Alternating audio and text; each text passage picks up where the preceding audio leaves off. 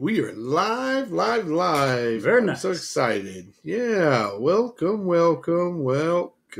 As we adjust the sound here, that should be good. I think, should be good. We got all this new stuff we're going to start having in tech that automatically does all that for us. I'm so excited. Does what for us? All that sound adjusting and stuff I'm not good at. I seriously doubt it. Again, if we get separate feeds, if we can figure out how to do that from different locations, that's not hard. But to be able to take one feed, in other words, it's not going to be able to recognize and differentiate between mine and your voice, especially when they overlap, any more so than it is when I talk loud or when I talk low. Make sense? That's what we do. I'm loud and you're low. But it can't differentiate between those. Oh. So maybe you just talk louder and I'll talk softer. Well, remember what you tried the one week? I don't know how it worked, but you tried moving the mic closer to me. Yeah, it didn't work at all. Further away from you. Yeah, because you sat back because you didn't want to tap the table. I think we've gotten a little better. I used to be so bad. I did that all the time. Yeah. Still do it some, just not as often. Well, we're glad. Hopefully. A minute and 22 seconds in, we've got it all figured out now. There you go. On the air. Only took us 6 months. Yeah, well. And 1 minute and 27 seconds. That is the key. We should have done that off air, to be honest. Absolutely. But that wouldn't be fun, nor would it be us.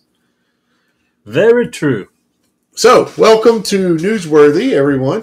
Glad you're here. Election edition. Double is here. She's already joined us. Double? Yeah, we're glad you're here. This is election central today. Absolutely. Sorta. This is Elections Central. That's hard to say together. Election Central. There, got it. From a certain point of view. What point of view is that? Well, the point of view of two guys from Central Kentucky looking out at the rest of the counties in the world. I did what I said I was going to do. I'm going to go ahead and throw it out there. Okay. No, I'm not. I'm going to hold off. We'll cover that when we get to the change of plan. Yeah, sorry. Another thing we are really good at. Excellent. We're good at, to be honest. Excellent. So, if you want to reach out and call us, text us, email us, Jerry, how would they do that? I don't know, because that did not go the way I thought. You said if you want to reach out, and I was thinking if you want to reach out and touch someone. No, you didn't go that way. You keep your hands on that side of the desk. You didn't go that way. But if they would like to reach out to us, they're certainly more than welcome to do that at Newsworthy with Steve and Jerry at gmail.com. Or they can text us at area code 540-709-1318. Both of those are on our podcast website. So if you didn't catch all that, just go to our website, and they are both there. We need to start. I often share a lot of stuff on Facebook and through Instagram, Twitter. I need to start sharing our website because you can access all of our episodes. You can access. You can actually access all of the pods that you would go to get podcasting from the website. It's actually a pretty cool deal. Just click a button and it takes you to iHeartRadio, or click another one. If you have Apple downloaded, it'll take you there. The polls were crazy busy. Here in our little small town, polls were, I talked to one of the poll workers. They said that the polls they had no clue there was going to be that many people turn out for a midterm non-presidential election. And those generally are very low drivers, to be honest. So, encouraging news. I didn't look up to see how the numbers stacked up against 4 years ago. Did you? I didn't. Before we get into all that, though, how was your week? It was Let's not get ahead of ourselves. It was very good. I also realized right then that we haven't done something that we promised we would do 2 or 3 weeks ago. At the conclusion of our ghost story episode, what did we promise people we would do? I don't remember. Your scary place the youth center for the church. Yes. We were going to reach Oh out. my gosh, we haven't done that. I hadn't crossed my mind. We'll and I do that knew this week. If it had crossed yours, you would have mentioned it to me. So We'll do that this week. We got a We'll have couple to of remember things to to do check off the box this week. I'll write them down. Because I write everything on a piece of paper like an old person, I guess. The written word, as the one guy you were talking about calls it. Yeah. The written word. But no, my week was very good. Little confusing, bewildering as far as the election is concerned. Nothing seems to go according to polls and predictions on elections anymore. Was quite surprised with everything I heard was it was going to have a red wave. We didn't. We'll get into that later. But yeah, that was the excitement of my week, and it should be. It's election week. And with a lot of national, federal contest at stake. So you bring up red wave. How about I link that to something else red I did this week? Probably the most exciting thing I've done all week. What's that? A few nights ago, Monday? I guess it would have had to been Monday. We had the lunar eclipse, the blood moon lunar eclipse. Right. And fortunately, I would have never gotten out of bed to go witness that if I weren't working that little part-time gig. But I was. And got to see it. And got some great photos. Oh, yeah. It was awesome. I mean, it was really stunning to watch that. Watch it just disappear, go from a complete full moon. Now, we had the solar eclipse a few years ago, and it wasn't nearly as awesome as this because obviously you can't just watch the sun disappear. You can look for a few minutes while it's not there, but well, if you have the right shades, you can look, but Right, they yeah. darken everything so much. I did. Even so, it was pretty anticlimactic, I thought. yeah, this was amazing. Totally. Mhm. So I was really excited to get to see that. Took some awesome pictures. You can see those on Facebook. We can even I was actually in a parking lot of a church when I was taking some of the pictures, and I got a really cool picture. As Double says, she saw it on Facebook probably, but of the moon that was totally eclipsed at that point with a big steeple. That was pretty awesome. Pretty good shot. It's been shared several times at this point in Facebook world. I'm sure. So You mentioned Twitter a minute ago.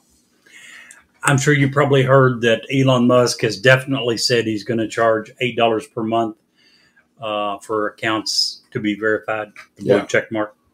He's also considering, reports come out yesterday, I think,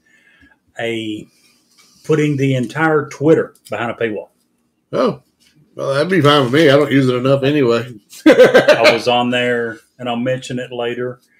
I've got something in here. I found a link that took me to Twitter. First time I've been on Twitter in probably 5, 6, 7 years. Yeah, I literally, my daughter's on Twitter. She doesn't do any other social media. That's the only reason I originally got on Twitter. And then secondly, then I felt, well, heck, I'll just share we've grown our business some there through Twitter. Mm-hmm. And I get those because I always come back and they'll leave a snide comment about how we sound like bumpkins or whatever. And I'm like, do you tell them there's a very good reason for that? It's because we are. No, well, I don't even get into that. I just say thank you for listening. We appreciate your patronage. The professional way to do it. Yeah, absolutely. I mean, we're growing this business, and we don't want to make anybody mad.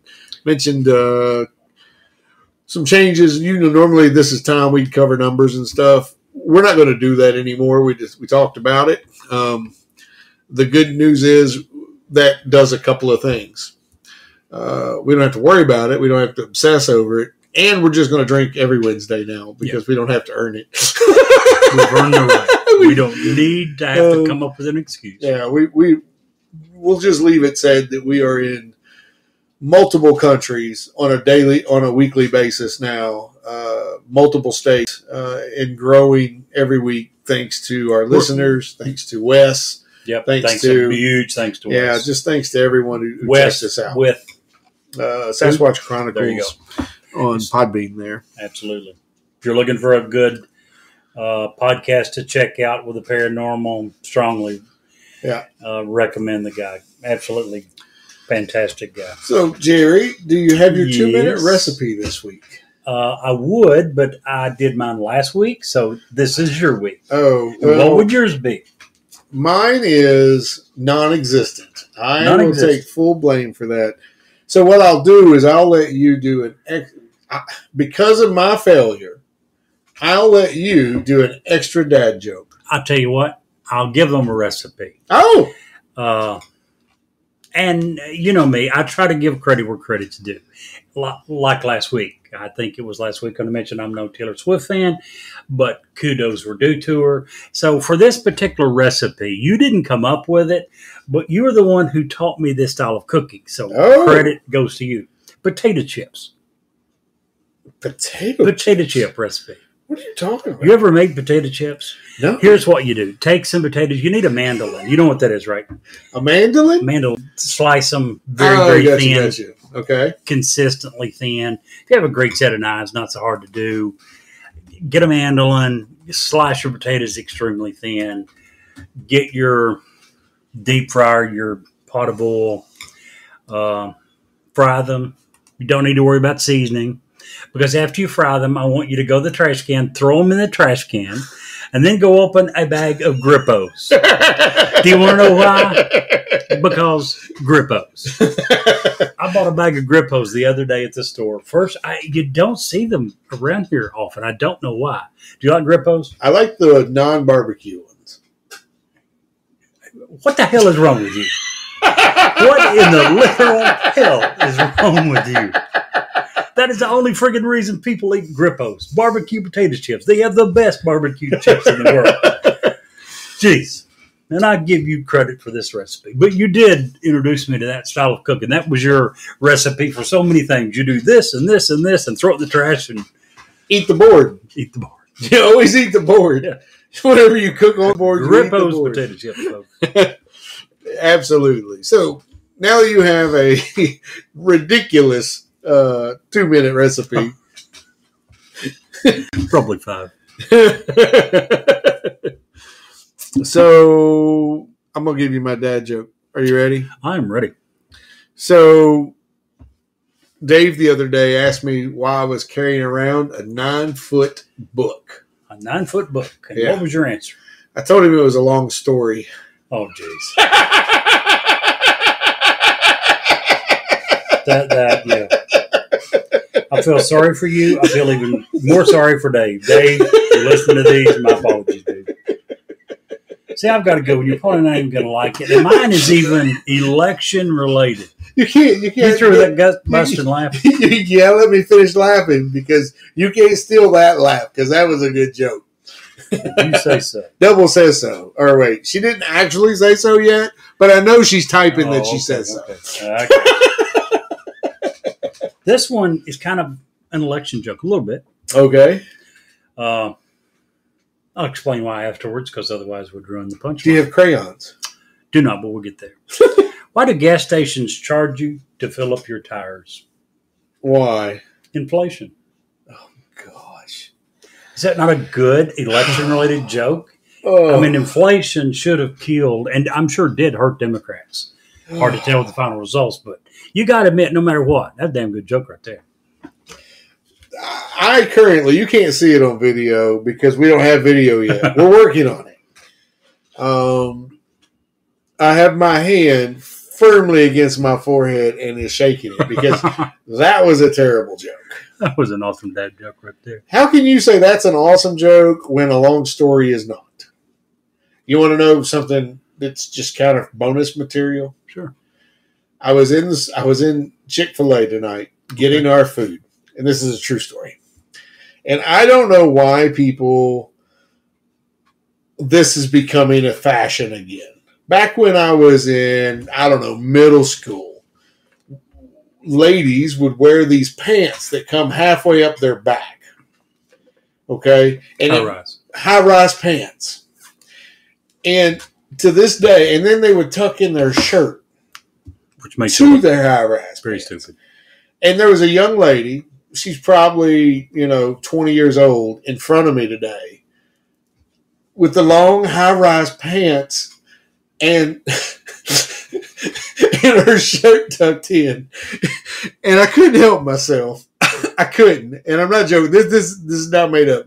If you're out there and you happen to listen to this podcast, I apologize. You didn't even know I was joking. I looked at her after she got done ordering. I said, I said, hey, how are you? She goes, good. How are you? I said, man, it's been a long ass day. I just couldn't help myself. Do you know the only thing that looks worse than a woman wearing the outfit that you described? What's that? A man wearing the outfit that you just described. I don't disagree with you. You know what I'm talking about. The old grandpas would do it sometimes. They would pull them up to where it's about 2.5 centimeters below nipple. Oh. And this is why I have to check your closets occasionally and make sure your pants aren't that way. Because you're getting up to that age that we have to be concerned with how you dress now, Jerry. No, but we really should have got wine tonight. Why? It was time to celebrate. It was? I was beginning to think I had worn my last pair. Oh, but my guess God. what? I just found another pair Oh, my of. gosh. Speaking of the ultimate look. Ladies and gentlemen, I want you to know for the record that Jerry is holding the quintessential pair of white leather New Balances. Also known as the most awesome pair of tennis shoes ever made. Only if you're over 50. No. Yes. Or any No. group. No. This is not even. Jerry. Yes. Jerry. You got to admit. No, that's an no, awesome pair of shoes right there. I do not. I've never worn those, and I will never wear those. Well, I don't know that you're quite cool enough to wear those, but No, there's keep no working on it. There's no level of cool Keep that makes working on that happen. It just doesn't happen. Contract. Oh, goodness gracious. Okay, let's get into the topic. I want you to know I have held this in all day today. I had one little lady got on my bus today. She asked me what I thought, and it started to come out, and I was like, Miss Alexander, I can't talk to you about it right now. I got to hold this in for the podcast because it's like a pressure cork. Like, you know when you cook beans in a pressure cooker and that little spindle thing starts going crazy? That was me all day. I know what a pressure cooker is, but I never cook beans in those. But I get that. Say what? Is my family weird? I'm sure some do. I just prefer a crock pot, slow cooker. No. That's the only time I ever remember that thing ever being used was when they cooking beans. Really? We did it. I hated it. It scared me to death. We did it with tough meats that would take hours and hours if you didn't pressure cook it.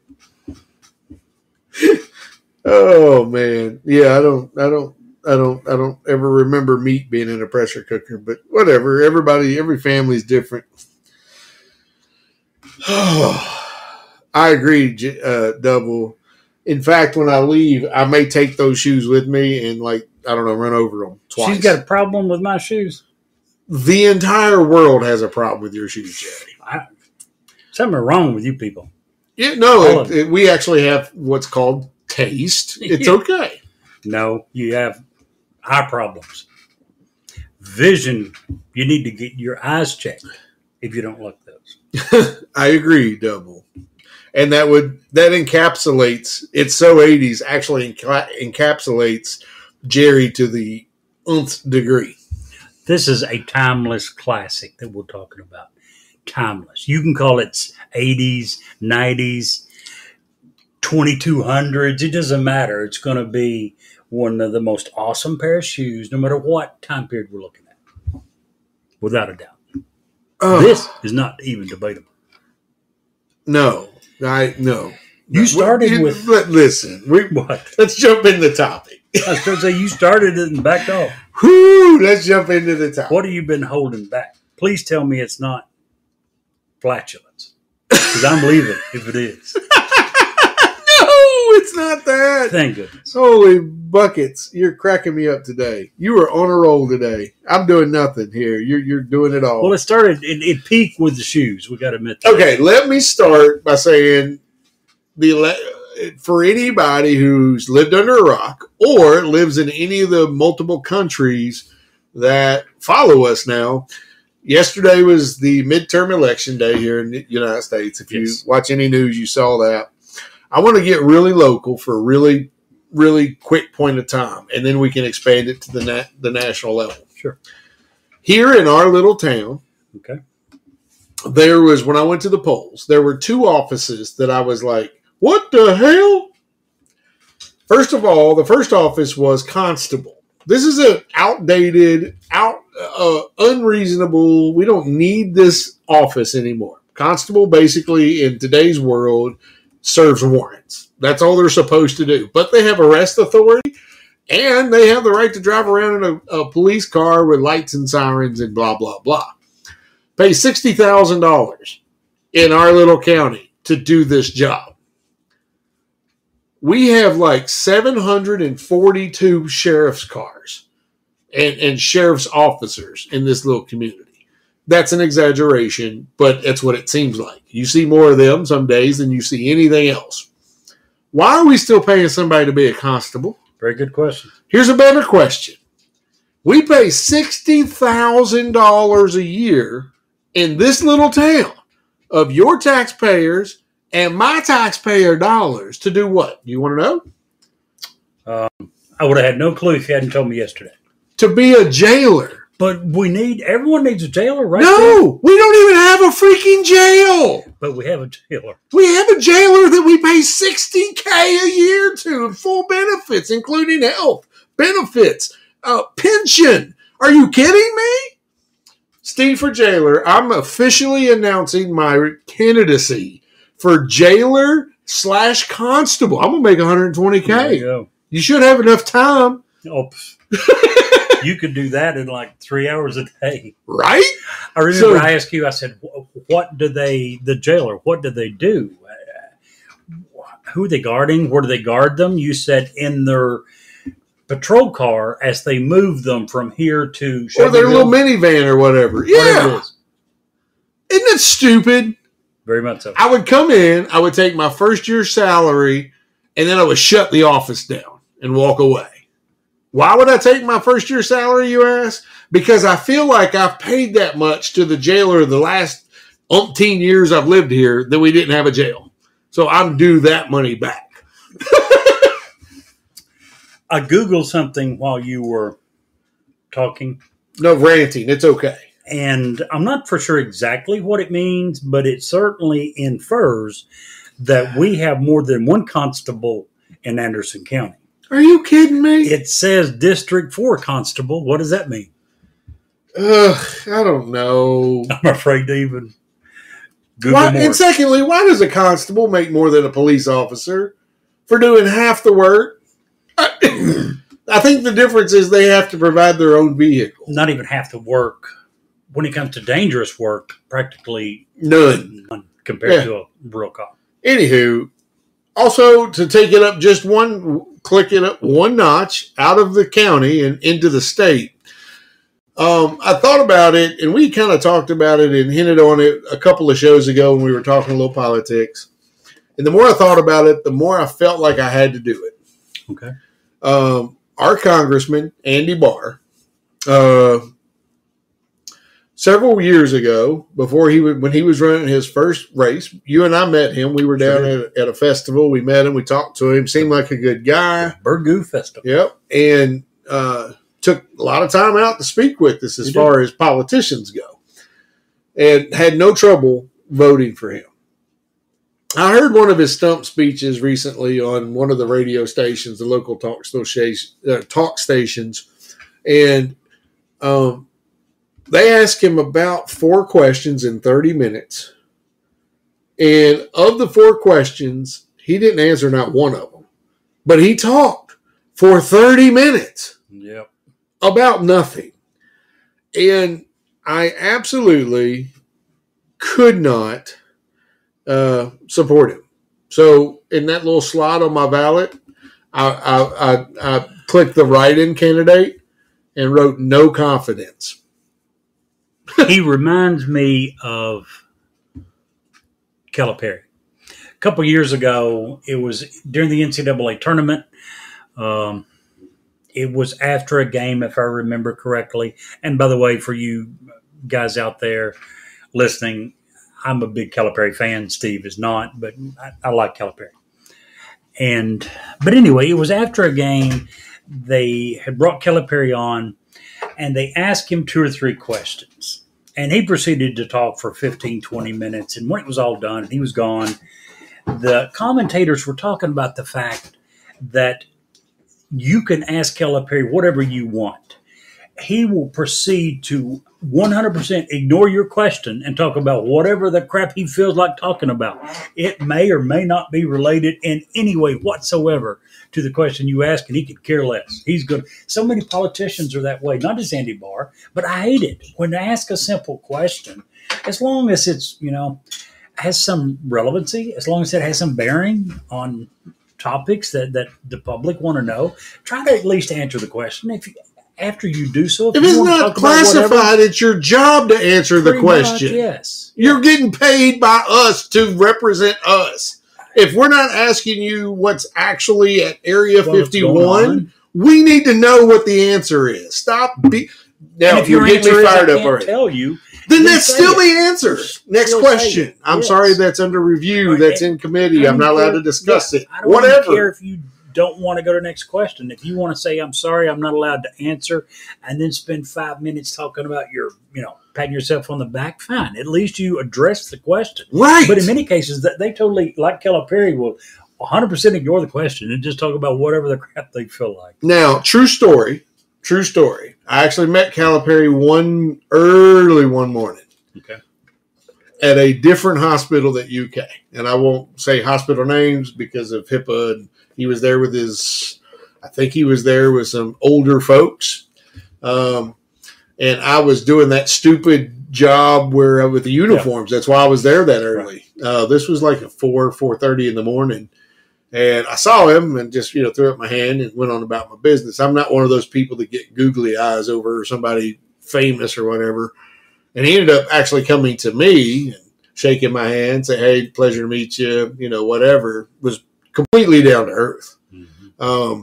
So I don't dislike him as a person or even as a UK basketball program. You it's the program in general. Yeah. It has nothing to do with him. So I just wanted to clarify that.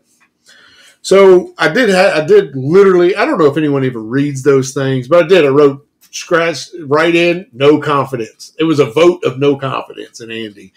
And obviously, I don't know if they read them, but I actually, for the last presidential election, couldn't vote for Trump, couldn't vote for Biden, so decided to go with a write-in candidate and voted for Fauci.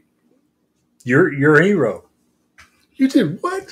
I've told you that story several times. You voted for Fauci? Fauci. Absolutely. At least he was trying to save some people's lives. What we have here president. And what we're witnessing, folks, is the end of Newsworthy with Steve and Jerry, as known. It will now be known Newsworthy with Steve and somebody who we forgot his name. In other words, he's saying someone that he is jealous of, someone that he wishes he had thought of this idea first. That's what he's really trying to say. Mm. All right. So now that I got the little local stuff up out of the way, let's get into the meat and bones of this stuff. What surprised you most? In Kentucky? Just overall. Kentucky, local? In Kentucky probably was my biggest surprise, and that was the voting down of Amendment 2. I thought that would have went not just through Kentucky, all across the board. I saw the abortion. Let me find it here. I've got a separate thing on that. And I don't think it was there was 2 parts to the amendment in Kentucky. One was that I forget how it was worded, and I don't want to say it wrong. But the second part was the part that I thought would have at least pushed it over the limit. And that was just the fact that taxpayers aren't going to be required to pay for it. Meaning, the state, if you choose to have an abortion, the state isn't going to pay for it. Well, here's the crazy part about that. Why was it necessary to put that in? Yeah. Never been paid for by the state. It was never in the state of Kentucky. It was never under consideration. I think the first part is what killed it. People in this area and in a lot of conservative states don't like to change the Constitution, state, federal, whatever. Yeah, I agree with you. It was far and away the biggest surprise with me. It was not only in Kentucky. First of all, it was several states. Kentucky and Kansas had almost identical amendments that was going to say there was no right to abortion. It failed in both states. Vermont, Michigan, and California all passed a constitutional right to reproductive freedom. So in those states, kind of the opposite. They were saying, we want to codify it into our Constitution that says you do have a right to an abortion. It passed in every state. Montana had a bill that I really didn't get. They had a bill that was going to criminalize healthcare providers who do not make every effort to save the life of an infant born during an attempted abortion or after labor or C-section. No matter what state, no matter what condition, if it was currently alive, they would criminalize, no matter what age. If this was a 8-week-old fetus, they had to make every effort to keep it alive. That failed. Now, when you stop and think about it, a lot of these states are pretty liberal, right? When you're talking about Vermont and California. Folks, Montana and Kentucky is about as conservative as it gets. Yeah. I would have thought those two would have had no problem passing bills that would have limited abortion access. Yeah. And neither state, in no state did anything limiting abortion pass. Yeah. Everything that in the states that had it, that was trying to codify it, it did pass. I'm not by any stretch of the imagination saying what's right or what's wrong. We're not going to touch that issue. It surprised me. That's all I'm saying. It did surprise me. That was the most surprising. I totally agree. That's a can of worms I don't wish to dig. We're not going to get into that too much. We're not saying yay or nay. We're just saying it surprised the crap out of us. We hadn't went over that, but we both agree that was the most surprising thing in the election. Yeah. So let's talk real quick about governorships. I think that there were some key wins and key losses across the nation. In Georgia, we'll get back to Georgia in a minute for some other reasons, but the one thing they did that was smart was they told Stacey Abrams, go away. But while we're talking about that, let's address the elephant in the room. Why was that even a race? Yeah, no, I don't disagree. Why? Why was it a race? I don't know. Why? Because Donald Trump threw Kemp under the bus multiple times, as he tends to do. It's either you are 100% a Donald Trump fan, or he will do everything in his power to kill you, to murder your political career. He did that with Brian Kemp. He picked a lot of losers this time. A bunch. Yeah, he really had did. A couple of winners. J.D. Vance out of Ohio is probably his biggest, but he lost a bunch. Yeah. He didn't financially support any of them, the ones he was picking, by the way. I read the report that showed that he didn't give a lot of money to any of the candidates he was picking. 1 second. Let me find it here real quick. Well, while you're finding it. I found it. Oh, good. The best quote of the day. Okay. All day. Yesterday. Came from Donald Trump. He was asked about the people that he had endorsed. Excuse me. Here was his comment. And I quote. Like 70 million degrees in here, you wouldn't have that problem. No. He said, and I quote, well, I think if they win, I should get all the credit. If they lose, I should not be blamed at all. End quote. Word for word. I will actually, for those that might doubt, and the Donald Trump fans probably will, I will leave a link to the video, and you can watch him make this statement. Yeah. That's Donald Trump to a T. Well, we're going to get back to Donald Trump a little bit later, too. I got him on my list. Sorry to interrupt. No, that's fine. I'm just glad. I hope that Stacey Abrams in Georgia gets the hint. The people do not want her representing them. Terrible. Twice she's lost running for governor of Georgia. This one was close, but. In Texas, same scenario. Greg Abbott. Completely different person. Beto O'Rourke also lost again. The people of Texas do not like you, Beto. Well. What do you mean, well? Here's what I mean. Texas is a hugely Republican state. No one ever thought Beto O'Rourke was going to win that I heard. Georgia was closer. I don't even know what the final numbers in Texas were. It wasn't that far away. Really? I think it was like he had like 39% of the vote. That leaves 61. Well, There's a huge difference Abbott between didn't 61 have and the rest 39. of that. There were several other candidates involved too. But Several other? I think so. But anyway, there was never anyone that I heard that said that Beto O'Rourke they thought had a chance to beat. No, that's because you've only been on Twitter once in the last 56 years. Twitter was all the buzz, all about Beto. Especially when he came out and said, "You're dang right, we're going to take your assault rifles." That was How are you going to win in 13 Texas? years ago. I when he know, said right? That, that was Also, actually 2020 when he was running for president. yeah. Also, some good news in Arkansas, because we were originally going to break this down on different sides. I was going to do Republican side, you were going to do Democrat side, regardless of who won, who lost, and it turns out to be a big nothing burger. But Kind of.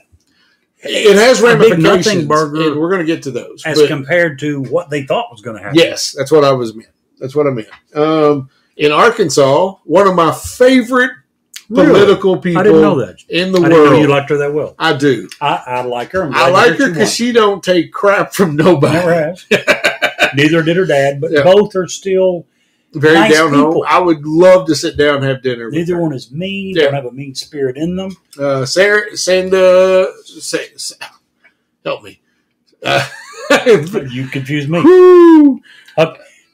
Mike Huckabee's daughter, Yeah, Sarah Huckabee Sanders. That's where I was trying to go. She won the governorship in Yes, she did. Arkansas, so congratulations Trump's to her. former communications secretary. Yeah, yeah. And, if she could put up that close with Donald Trump and still have to deal with the media type people in the way that she did and the way she handled those folks as opposed to what we have now. And win governorship of Bill Clinton's, Home state, yeah. which also, to be fair, is also her father was a former governor, Sure. Mike Huckabee, there as well. Sure. So as of time right now of this podcast,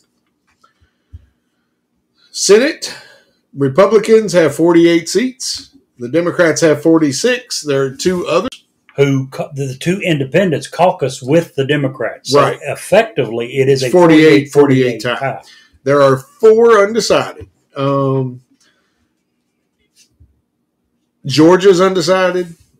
Arkansas or Alaska, Nevada, and what was the fourth one? Arizona. Yes. They're still trying to figure out how to run an election in Arizona, which brings me to my next point. As soon as I find it. Well, you know what it is. Yeah. Why in God's green earth, in today's world, in the richest country that has ever existed on the planet, the most technologically advanced country on the planet, does it take 69 days to figure out who the frick wins an election? I don't get it. Yeah, you do. I don't understand do. it. It's a bunch of silly people who have decided that if they were to count the mail-in ballots ahead of time, that word would probably get out and it would possibly influence people coming to vote. First of all, we know that historically, it'll vary from election to election. It'll vary from area to area. Historically, more Democrats vote than Republicans. So in Arizona was Republicans who were afraid that the majority of the mail-in ballots would be Democrat. And if those numbers were released, it would make Republicans hesitant to go vote. It would make them think the election. You don't have to release who votes. I agree. You just go ahead and pre-count them. No. Put them in a sealed envelope, and the night of at 6 o'clock, you open them. Here's the results No of the one pre-voting. even needs to know. You Right. could have 14 rooms, and they might know the count of their room. They don't know the counts of the other rooms. Absolutely. There's That's many what I'm ways saying. of doing it, but that is the holdup. We know that. Now, here's the part that I don't know how to address. I'm a huge believer, as I know you are also, in states' rights. The Constitution leaves the way that you voting policies and all that up to Let each them the state. state. Yes. So I may totally disagree with the way they're doing it. I also believe that they have the constitutional right to decide how the hell they want to run it. That brings up another point. I was looking through results in Alaska. Two things hit me. Number one for the House seat, Sarah Palin was running. Hadn't even What? friggin' heard.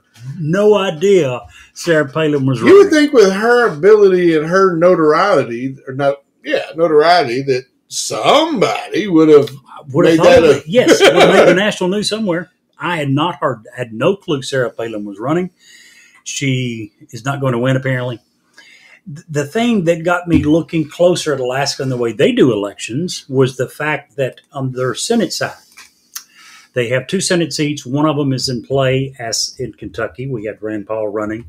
McConnell was not this time around. Oh, going to get to him in a second, too. In Alaska, Lisa Murkowski, the incumbent, was up for re-election. So I looked to see how she was doing. And I was confused as soon as I looked at the results because it had 3 names, 2 Republican, 1 Democrat. And I'm like, why 2 Republicans? Why didn't the primary get rid of one of them? The next thing I noticed was that Lisa Murkowski had come in second. The other Republican had like 40-something%. She had 40-something%, but 1 or 2% below the other Republican. The Democrat, the lone Democrat, got like 10%. Then I start reading a little bit further to figure out what the crap's going on, and I get more confused because it said that Lisa Murkowski was projected to win. I'm like, she's coming in second. Alaska, as does Maine, there's 2 states that have something called a ranking system. And in the ranking system, if no one gets above 50%, when you vote, you not only place a vote for who you want to win, you actually rank all the candidates. If no one gets above 50%, they take the bottom contender and say, okay, you lose. We're going to take you out of the picture. But what we're going to do is look and see who did people who voted for you, who did they rank number 2? And we're going to give all of your votes to that person.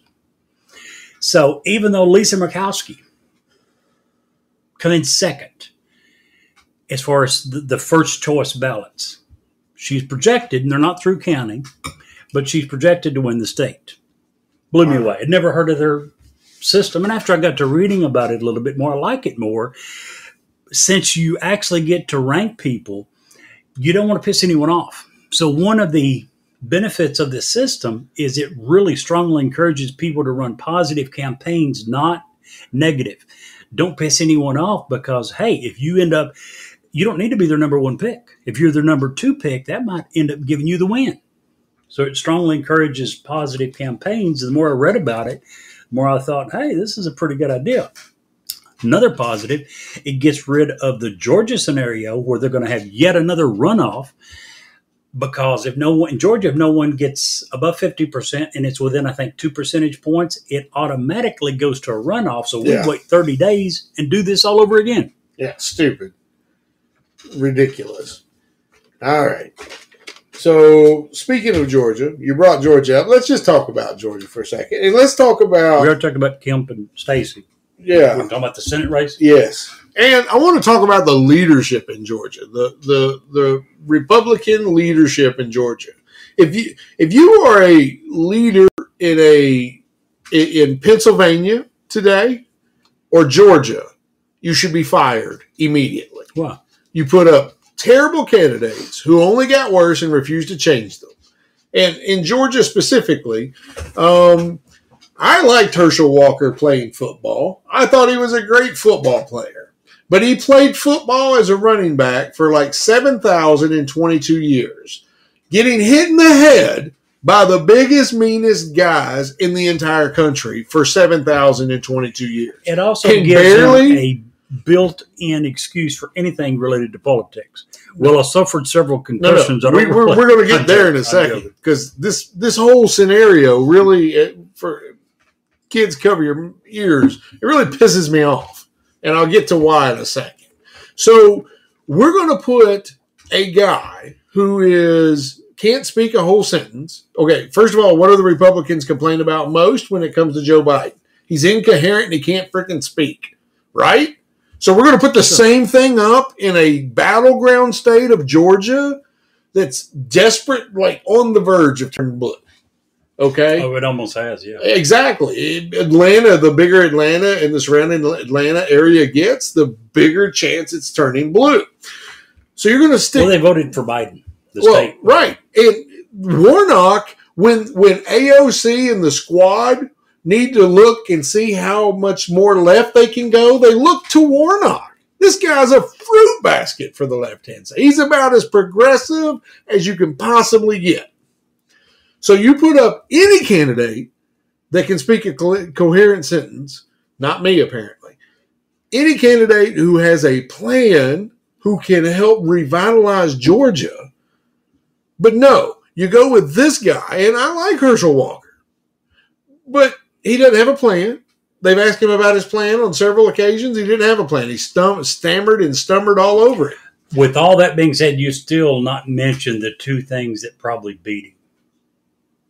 I ain't got there yet. Okay. He was endorsed by Trump. That was a big one. That didn't help this time around. And they didn't give him any money because he has a name. And that's why they went after him and allowed him to run, because he already had a name. They did that in another state, too. Deal hurt him a lot. Yeah, it did. I think so. But how much? Because when we look at all these amendments that didn't pass or passed in a different way. It's not the abortion that he did it or supposedly, allegedly did it. It's the fact that the people think he lied about it. They think that he exactly what I was saying, and then turned around and did something else. That happened long enough ago. You could have replaced him with a different candidate. I think he would have been a lot better if he'd have come out and said exactly that. Yeah. Guys, I was young. I was, a 20-something-year-old football star. Thought I had the world by the tail. Messed up. Got a girl pregnant. Did it. Paid for an abortion. I regret it. Yeah. But I was young and stupid. Instead of, he never did admit it. You know why? Because he can't think on his feet, and they surrounded him with really bad people advising. Another woman come up and was like, well, I don't know about her, but he did the same thing with me. So, compromise candidate. That's why I think that the leadership in Georgia should be. Why in the hell, in a key battleground state such as Georgia, you're going to let such a compromise? Do you think possibly that they went about this all wrong? That they thought that Warnock's claim to fame, which it would resonate well in Atlanta, Georgia, was a strong black male, and they played the race card. They looked for a strong black male. They may have, but I agree with you. They'd have been better with an old-fashioned Southern white dude who could speak, had morals, and could think on his feet, and didn't make some of the blunders that Herschel did.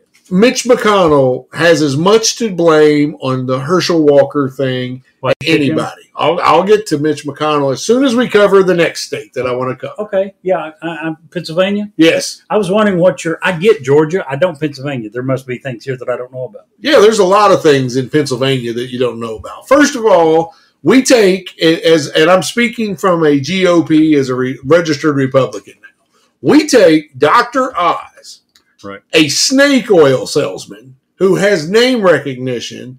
And again, in a key battleground state, we put him, who has zero political experience, no plan, no platform that he's standing on, doing the old Bill Clinton thing, putting his finger up in the air and figuring which way the voters are coming from to figure out what he wants to say, against Fetterman, who was the vice governor.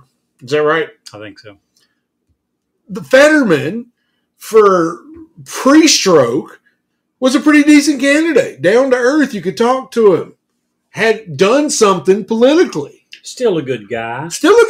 But the effects of the stroke are there. Listen, let me just say. And would normally be the guy. I absolutely, in my career today and in my careers in the past, I've dealt with folks all day long that have had strokes and have had some sort of mental capacity issues.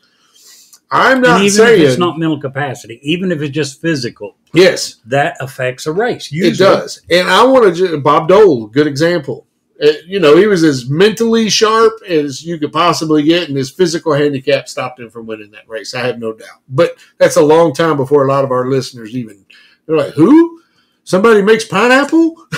You know what I'm saying? Yeah. But so the Republicans take Dr. Oz, for all intents and purposes, a doctor on TV. I'm sure he has an actual degree, but he's been bartered. He is the Chuck Norris of sales stuff. Yep. But he's going to be our candidate because we don't have to spend any money because everybody already knows him. That's my impression. You're forgetting one other big thing in his favor. No. Just haven't got there yet? Yeah, I haven't got there yet. And you take Donald Trump's word on it. Yep. And here's, now back to what I was saying about Fetterman. At the time he had his stroke, they should have pulled him out of the race. Maybe. Pennsylvania, no, maybe. This man who cannot have a debate like me and you are having right now, and like him and Dr. Oz attempted to have on national TV, and can't speak a sentence, should not have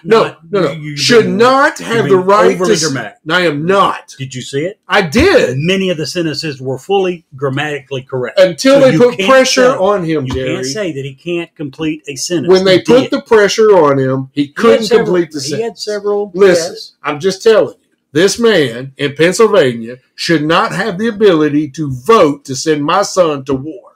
Period.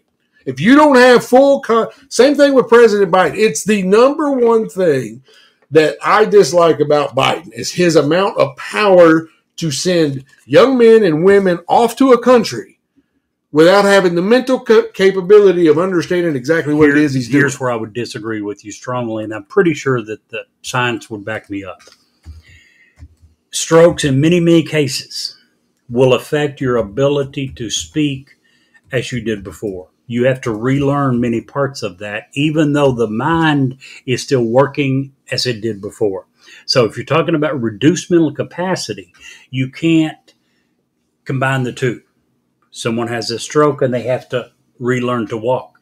That doesn't mean they have reduced mental capacity. Just because they have to relearn in some degree to talk also does not mean that they necessarily have decreased mental capacity. So if it's proven that he does have decreased mental capacity, 100% agree with what you're saying. I'm certainly not aware that that has been proven or even come close to being proven with him. Terrible candidate. Sorry. Because he had a stroke. Because he is unable to speak the way you want him to speak.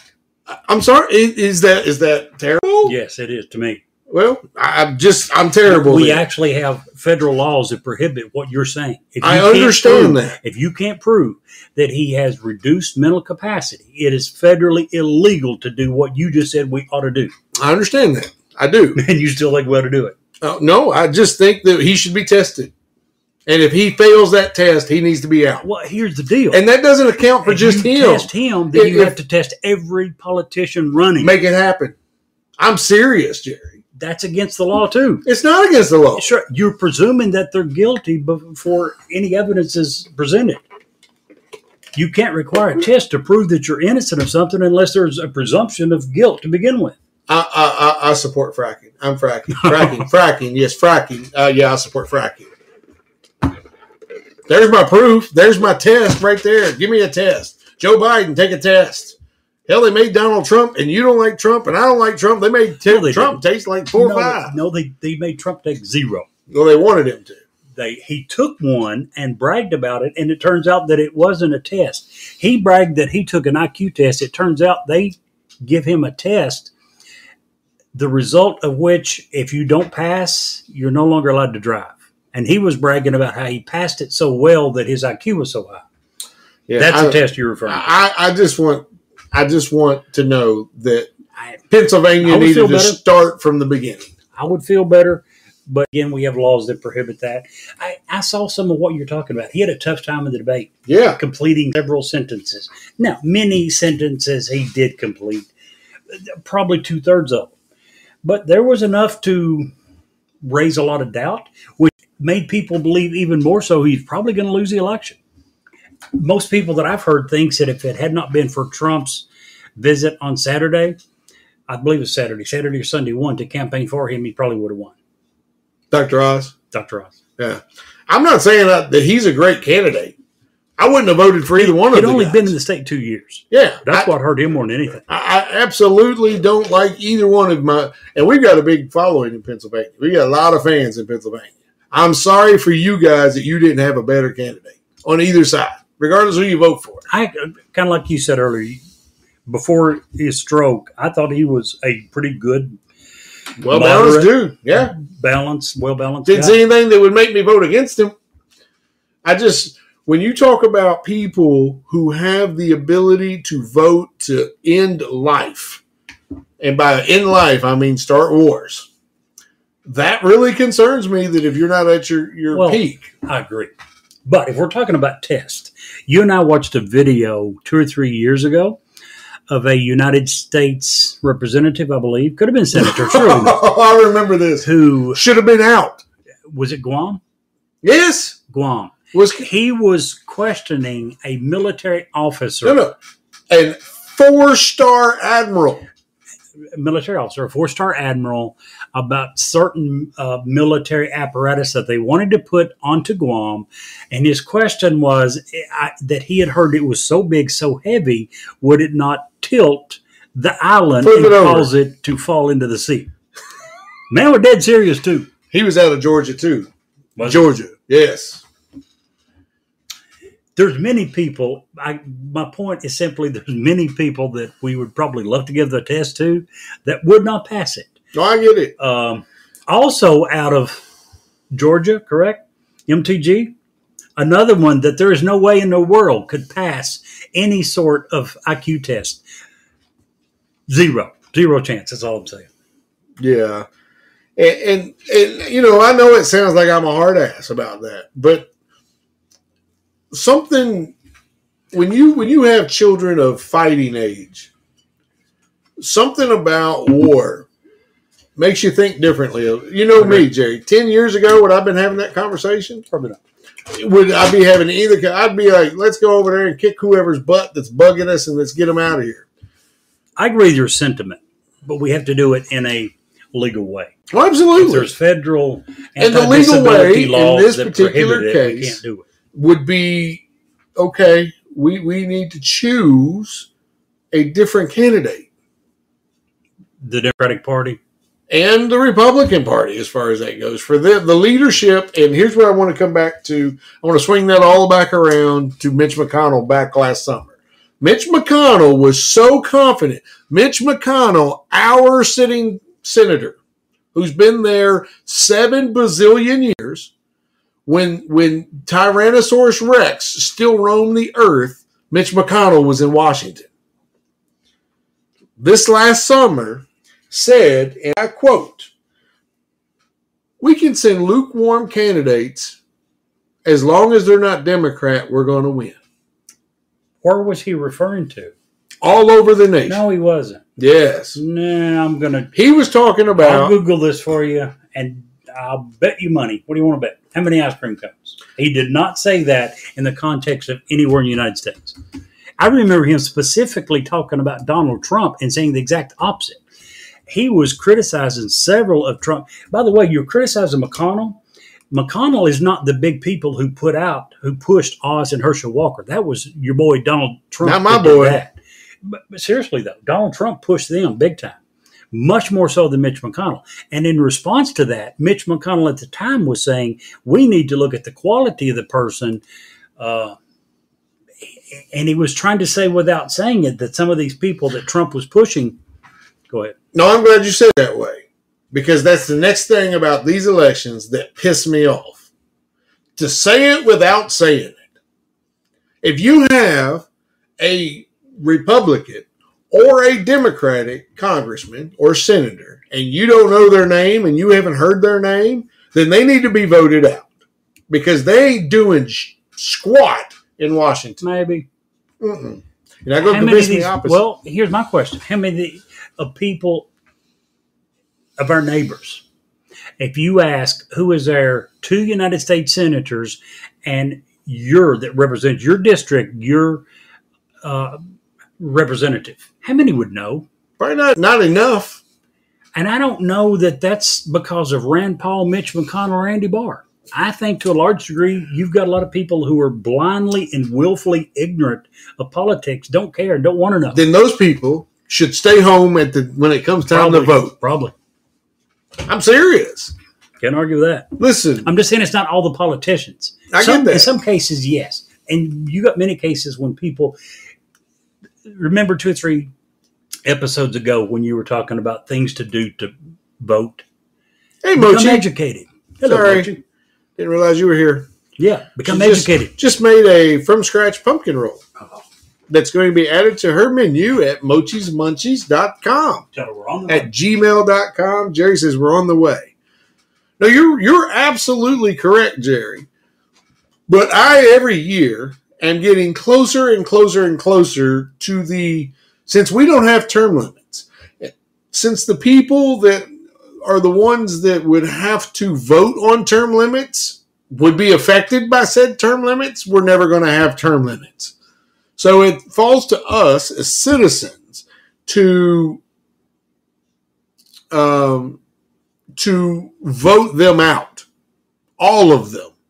Republican, Democrat, unless you're senator, you can point to something and say, I like my guy because of this. Then they need to go. Period. And I know that's crazy. It sounds crazy, but it is crazy. But it's the way it is.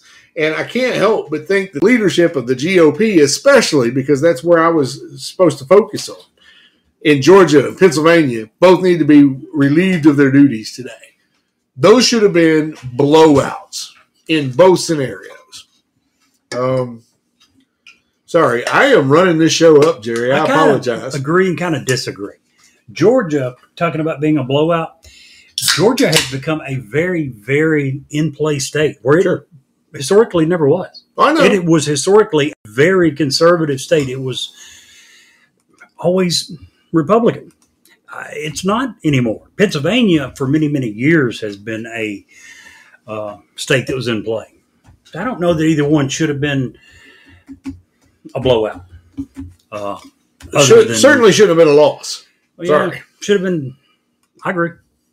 Even if it was close, it shouldn't have been a loss. I think that poor leadership and just got to say it again, poor leadership and terrible candidates. I got a question for you. Sure. I'll have an answer even if I got to make it up. There you go. That's you and I. We'll give you an answer. It may be full of crap, but we'll give you something. Why is it that in almost every case in a midterm election, the sitting president's party loses House seats?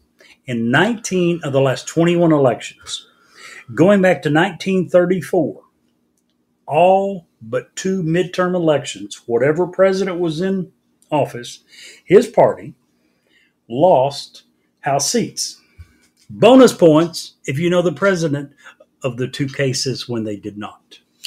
The first one would be Ronald Reagan. Wrong answer. Dang it. I don't know. I'll give you a hint. They were in back-to-back. Now, keep in mind, midterms is back-to-back is 4 years apart. They were back-to-back midterm elections. I had no idea. In 1988, Bill Clinton's second term. 4 years later, in 2002, George W. Bush's first term. Now, going right along with that, their approval ratings in late October.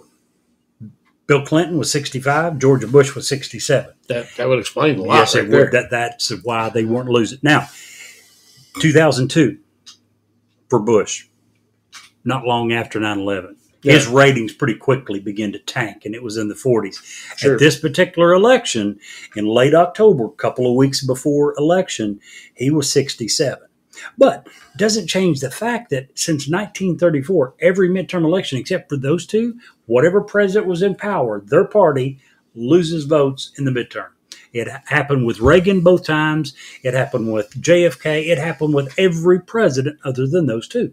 Why is that? I don't know. I don't either. Back to Georgia, there's 3 areas of Georgia that are Democrat. The rest of the county, the rest of the entire state's red.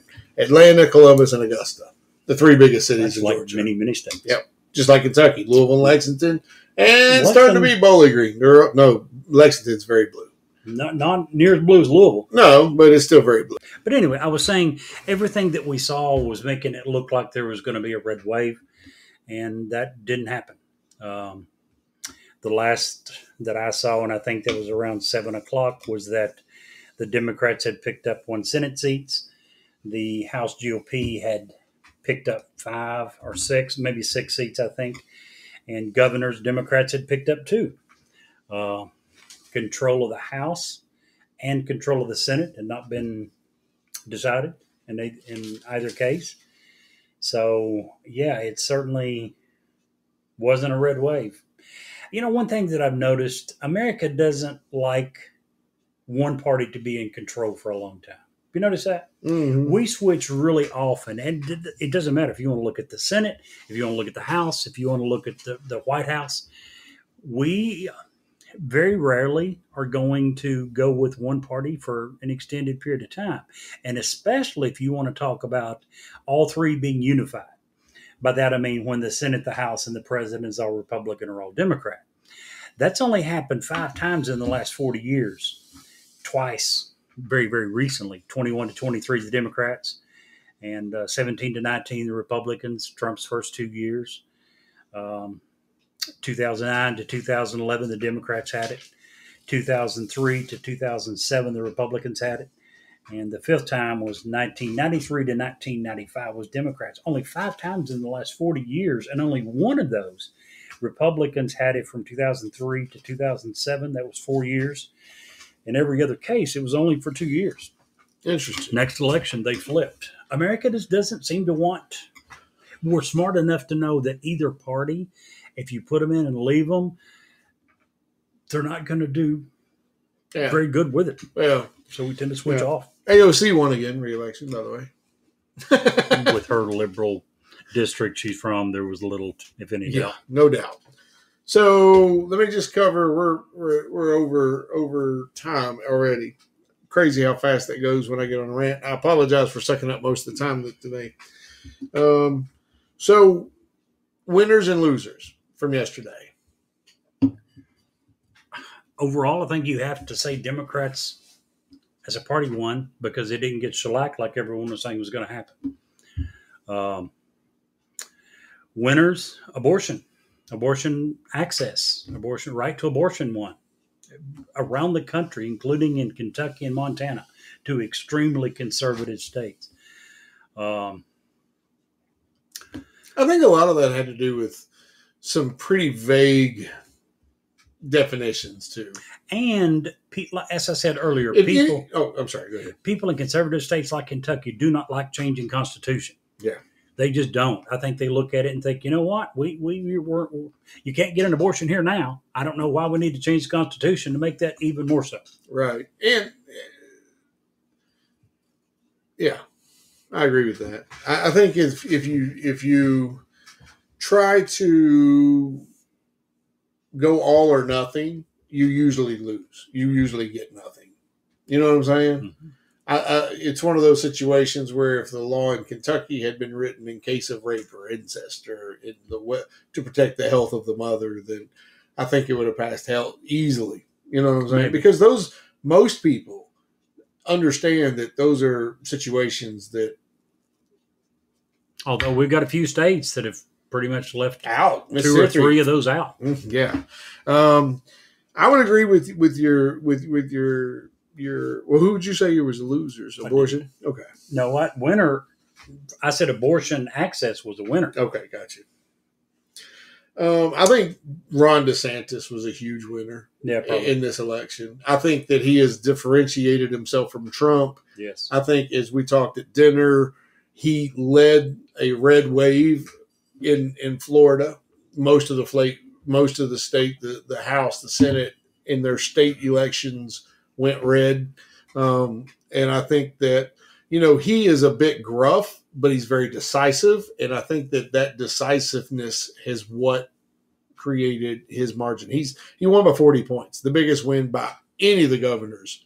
And he was going against a pretty well-known, well-liked Charlie Crist. So 40 points is a big deal. So I really think, now, is he going to be governor in 2 years? Probably not. You're probably going to get him a year before he hits the campaign trail to run for president. But I don't know that he'll give up governorship to do that. Oh, I think so. I think he should, but many of them don't. Yeah. Just in case they don't win, they want to have something to follow. No, he won't give it up. But I thought you meant that he wouldn't leave governor to become president. I think that. Oh no. Yeah, Yeah, he yeah, absolutely would. Yeah. But I don't think he'll resign. To Oh, be no, governor heck just no. to run. No. Although I think you should. It's so time consuming for a year and a half. How do You owe it to your state to be a full time governor, not Right. when you catch a break between campaign stops. Right, I agree. Losers. Losers. I've got 4 losers. Okay. Number one, biggest loser by far this election was Donald Trump. Yeah, I would agree. Now, just in a couple of days, he's supposed to announce his run for president. 14th. Yeah, that's what I'm hearing. And I think coming off this shellacking. Not from what I've heard, he's not saying he's going to announce that he's going to run. He's going to announce whether or not he's going to run. I agree. I'm just clarifying that according to his campaign, they've not said he's going to announce just whether or not he'll be running. But I agree. Everything points to the fact that he plans on running. Yeah, and I think that Ron DeSantis on election day this week went a long way of catching up. I really did. Oh, I totally agree. I think that the entire state of Pennsylvania lost. I can't put it any other way. Had 2 bad candidates, 2 terrible candidates, as is, and you didn't have a good choice to vote for. To me, is not proven. You've got a guy who obviously has some physical issues. If they are mental as well, I 100% agree. We'll have to wait and see if that was mental. I think that with the amount of voter turnout, and I don't know how it was. I never saw a report of how it was, what the number was nationwide.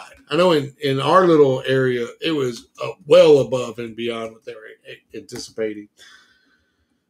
That's a loser? Voter turnout? No, I think that the American people lost. Because of turnout? No, I think even with the voter turnout, we lost. Okay. Because we still don't have a defined direction we want to go, which when you don't have that, it breeds more and more divisiveness. And I think that we're going to continue for the next couple of years. There's going to be a lot of hate from the left and a lot of hate from the right, hating on each other, and us people in the middle are going to get caught. And I hate that. But the only people that had the power to change that decided to do nothing and vote status quo. And that's not a good thing. Inflation spiraling out of control. We have ample opportunities of worldwide conflict all around the world, and we didn't elect anyone that I can see who has the strength as a leader to guide us through these perilous times. But McCarthy's not going to do it. McConnell's not going to do it. Pelosi's not going to do it. Schumer's not going to do it. And certainly Joe Biden is not going to do it. The question of the people running, the people that we had to pick from, who would have qualified that we didn't vote into office. Oh, I know. I don't know of any.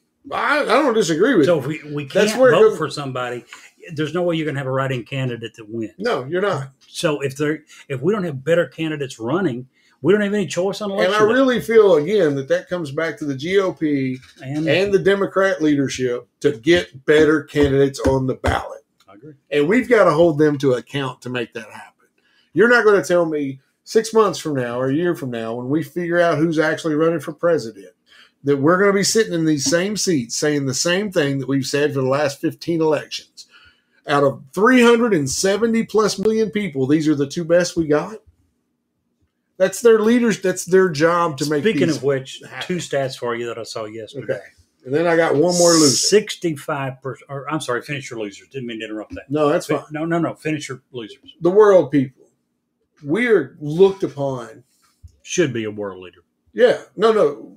Our people, the whole world looks to us for guidance, for leadership. And right now we couldn't lead ourselves out of a wet paper bag. That's in Congress. That's in the Senate. That is in the president and the executive branch. I have no confidence in any of these guys to be able to lead us and lead the world out of these terrible economic times that are coming, that are going to be able to lead us into or out of what is building to be World War III. I agree, but who, since 1988, who have we had that we did trust? You mean as far as in politics? Yeah. Oh, very few. Since 1988. Who? President, Speaker of the House, Senate Majority Leader. I can name Tell me a few. Who? I trusted George Bush, George W. I You did know, too for right a or while. wrong, whatever, right or wrong, whether you agreed with him or disagreed with him, I feel like whatever he came out of his mouth was who he truly felt. Barack Obama, as far as that goes. If Barack Obama said something, I feel like that is exactly how he felt. I thought they were honest. Whether I guys. agreed with him or not, I felt like that you at least had that. Yeah. I can't even understand half the stuff that comes out of Joe Biden's mouth. Well, unfortunately, he's a lot like, in many ways, and this is one area that you and I differ in. He's in many ways like Fetterman. And I don't know that it's a lack of mental ability, but with Fetterman, it's a stroke. We know what caused it. He wasn't this way before a stroke. He had a stroke. Suddenly, he's fumbling for words. He's struggling to complete sentences, as you said. If he's under pressure, that makes it much, much worse.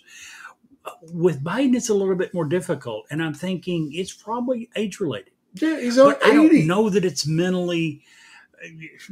Well, I got a good one for you on that, too, here in a second. But with him, maybe it's kind of the same. Oh, I don't. Maybe his mind is still working. He's just having a problem getting it out. I don't know. Well, he's been a gaff machine. Speaking his entire of career. in his 80s, I don't know if you heard Mr. Hal Rogers from my old hometown area of Lake Cumberland. Another one needs to go. He won for a record 26 consecutive term, 44 straight years in office. He's 84 years old. He'll be 86 before he completes his term. Now, he, as far as I know, has no problems that I've heard of. He's been able to hide his age very well. If he has had a decline, it's not shown. He's in his mid-80s. I love the guy. He's born and raised not far from where I was born and raised. I had a great aunt that taught him in Sunday school many, many years ago. Met him in 1982. He was, I think, first elected office in 78, so it was pretty new in D.C. Nice guy. With all that being said, he's still the king of pork. You know? Yeah, He's still the absolutely. king of pork. Needs to go. Needed to go Needs to- 20 years ago. Or longer. Yes. Two more things real quick.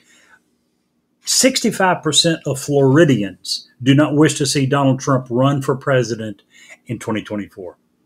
Good. 65% of Floridians, his home state. 67% of all Americans do not wish to see Joe Biden run. You were talking about, are we going to be sitting here in a couple of years looking and saying, is this the best two? And I assume that's who you were talking about. And evidence, the polls right now are saying that it very well could be. Gosh, I hope that's not the case. Me too. Well, Chirp, we're glad you joined us. Unfortunately, you caught us right at the end of our show. So please go back and download the show. I think you'll find it exciting and wonderful. At least I hope so. Except for the little middle where I thought we lost the program. But we are glad you're here. We're glad you joined us. But Jerry, do you have anything else that you wanted to add to this, my rant, my hour and 20-minute long rant today? No, I think I got most of my big topics in. Good deal, because I feel like I hogged the whole show. I apologize. Oh, one thing I forgot to mention. Okay. Yes, I am gorgeous. Thank you. Another reason we lost as a country. Just joking. Progressive activist Maxwell Alejandro Frost, at the age of 25, became the first member of Generation Z to be elected to Congress. He's representing Florida's 10th congressional district, which includes the Orlando area. Just thought people would want to know. How is that a loss? We have a Generation Zer that's going to Congress. Oh, good for them. 25-year-old guy. That's awesome. Screw Good. them. Oh, congratulations to you 25-year-olds. Screw you. for having the wherewithal, because most people wouldn't know how to even go through the. I do admire that. You know, I mean, how many people do we talk about that our neighbors don't even know who are? Much less go ahead and run. I admire all of that. He's again a progressive activist. Yeah, well. He's 25 years old. He's a Generation Zer. Okay, yeah, you convinced me. I would never vote him. All right, guys, if you can't see the light, Be the light. we'll see you, man. Thanks so much.